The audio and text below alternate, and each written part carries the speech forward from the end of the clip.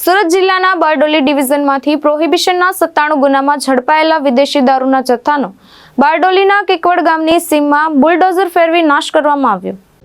સુરત મહાનિરીક્ષક પ્રેમવીરસિંહ, સુરત ગ્રામ્ય પોલીસ અધિક્ષક રાજેશ ગઢિયા દ્વારા સ્વચ્છતા અભિયાન અંતર્ગત પોલીસ સ્ટેશનમાં બિનજરૂરી મુદ્દામાલનો નાશ કરવાની સૂચનાઓ આપવામાં આવેલી હતી. જે અંતર્ગત બારડોલી ડિવિઝનના બારડોલી ટાઉન, બારડોલી રૂરલ અને મહુવા પોલીસ સ્ટેશન દ્વારા પ્રોહિબિશનમાં ઝડપાયેલા વિદેશી દારૂના જથ્થાનો નાશ કરવામાં આવ્યો હતો.